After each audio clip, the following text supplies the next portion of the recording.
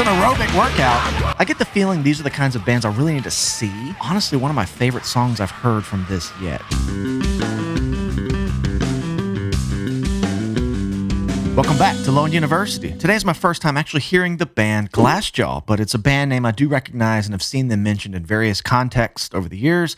It was the same scenario as Converge, where I knew they were a heavy band, but I just didn't really know what kind of heavy. But as far as Glassjaw, they're a post-hardcore act from New York, and apparently are considered to be one of the most influential bands in the progression of underground music in the Eastern United States and United Kingdom for the post-hardcore genre. Today I'm hearing their song Tip Your Bartender, I agree, which is the opening track from their second studio album, Worship and Tribute, released in 2002, and some of the comments mentioned bassist Justin Beck going nuts on this track. Let's check it out.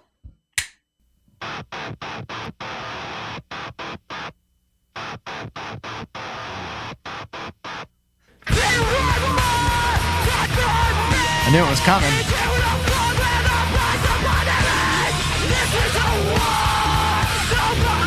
Whoa.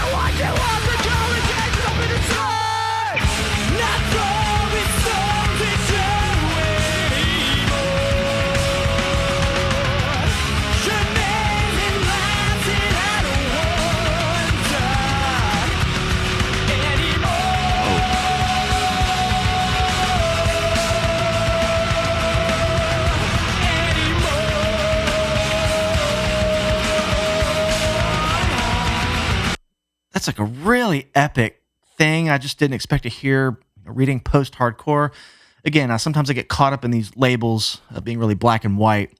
It started out kind of being what I've come to know of post-hardcore, like the Fugazi, the Drive Like Jehu. That kind of sound is just, like I just did at the Drive-In's Relationship of Command. That was kind of a different flavor of that, just that chaotic sound. But this, pun intended, not pun intended, this converged into something really melodic, this chorus. The vocals are really good here.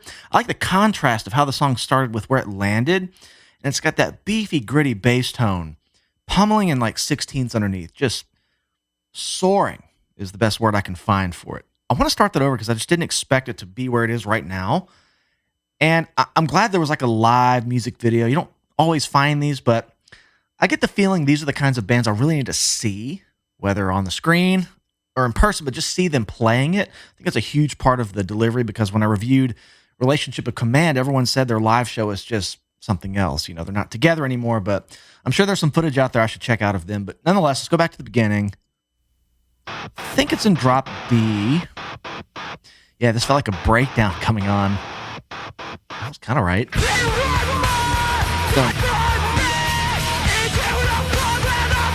Jeez.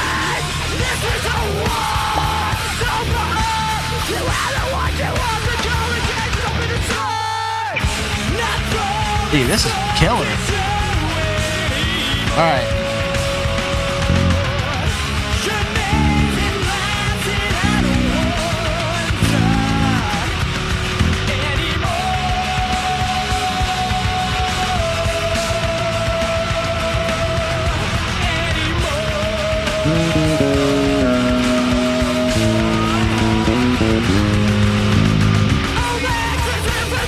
Cool.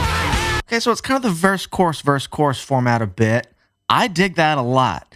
I just want to go through this chord progression again just to kind of get a feel because I think it's completely different than this more hardcore kind of thing. C sharp, A.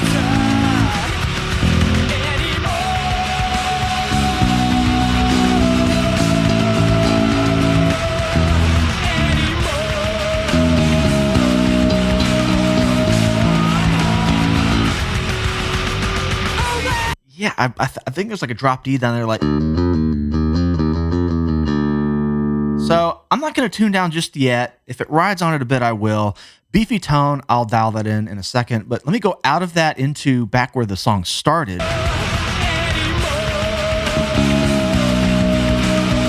Yeah, I think it's like.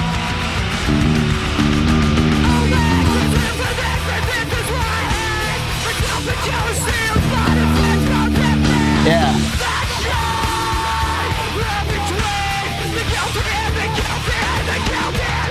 I like how the vocals kind of go da, da, da, da, and they hold out a pitch, but that's kind of clashing with I think another vocal layer, someone else in the band. I need to pay attention. I'm trying to listen, but it's doing the same thing as the guitar tends to do. That like they're doing that with the voices too, and I think it's actually different notes, so you just get this very uncomfortable half note duration of that they land on here. Yeah, I think it's in drop D because they're kind of down here on that. Okay, back up a bit.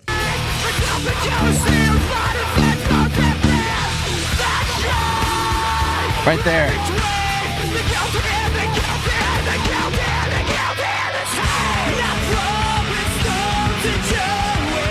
Bass is doing some nice stuff.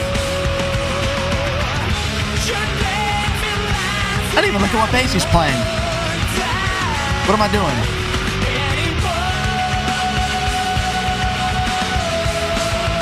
Yeah. Kind of this stuff.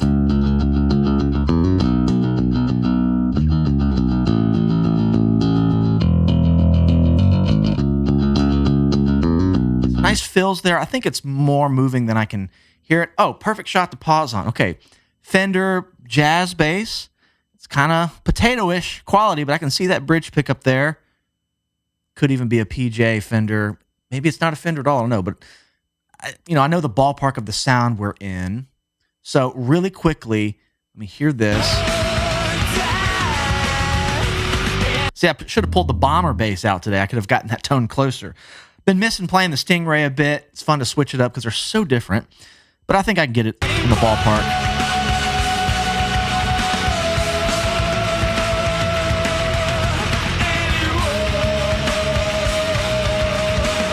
Whoa, that's kind of cool. Kind of like a whammy bar.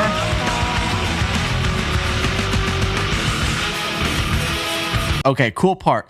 Really quick, I'm only take like 20, 30 seconds. I'm going to give it some drive.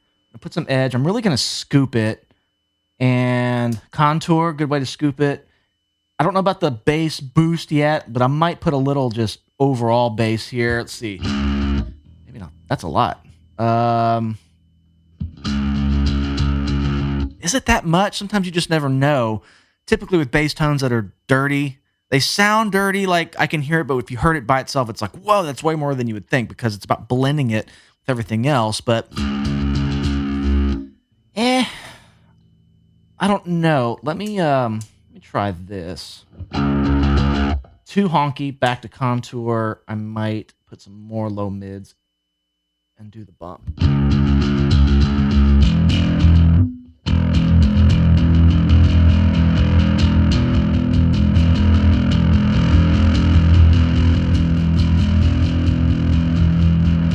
Maybe like that. Still hear some of like fundamental string noise coming through, so it's not too washy, but it's got some beefy grit. I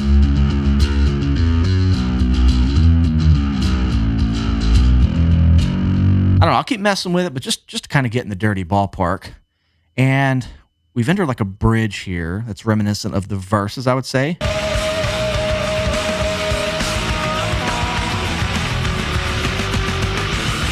Ooh. Yeah, they're doing that D blues kind of sound as like a little transition. So what's cool about this whole structure before we go on, it's got this really nice soaring diatonic melodic thing. C sharp minor. Turn this off so I can kind of point it out. So it's kind of like that's got this poppy thing going on, right? Where the vocals are really soaring, and then it goes down to the bit of chromatic territory, just to kind of get there for a second. Yeah, so kind of poppy. Then so it's got those little turnarounds that kind of bring you back into the heavier hardcore kind of thing.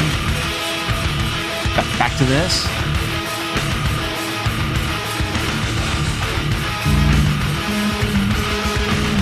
Tritones.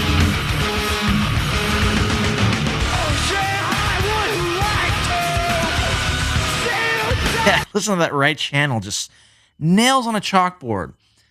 I love the way that layers like that make you almost, it almost distracts you from anything else. You can't tune that out. And you shouldn't, because it's a huge part of the way this translates. But I like that it's so like an integral part of everything, the way everything's translating. It's not like, oh, I can tune it out and listen to this da-da, da-da. It smears everything together. It's uncomfortable. I'm learning to like that a lot more than I used to. Okay.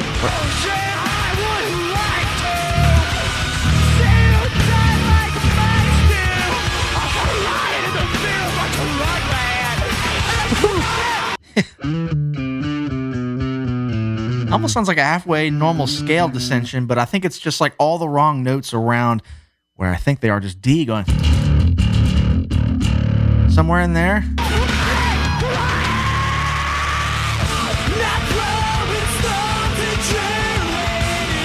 Key change.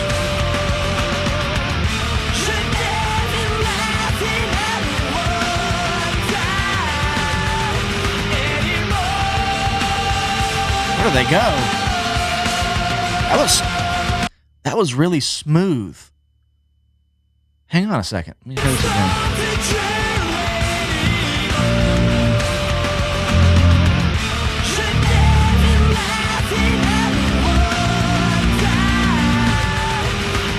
Okay.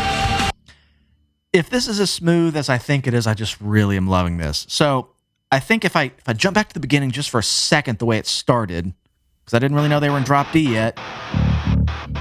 This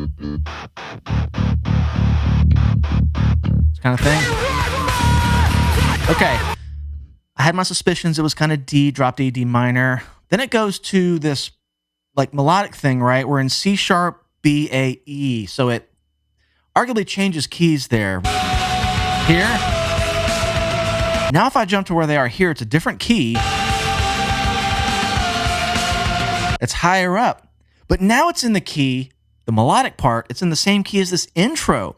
So they've used, I think, that kind of low drop D thing.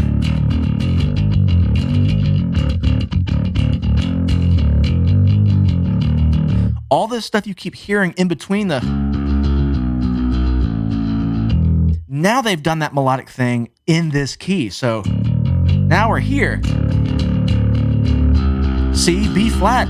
Haven't heard any of this in that melodic section, but we've heard it a lot in those little transitions. So that's just smooth. There's nothing like crazy groundbreaking about it. It's just very well written to kind of introduce two sounds that kind of butt heads, the melodic thing in the C sharp minor, E major, then that kind of D minor thing, and now the melodic part's in the D minor thing.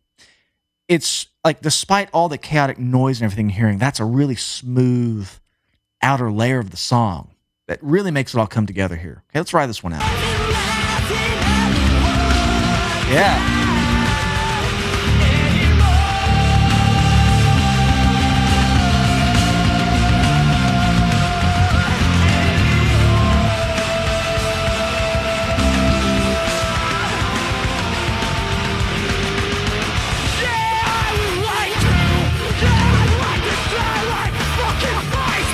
Jeez.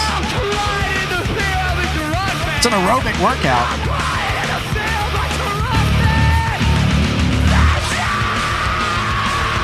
There it is.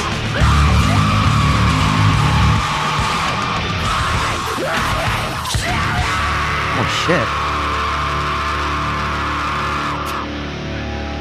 Yeah, tip your bartender, or they're going to be pissed.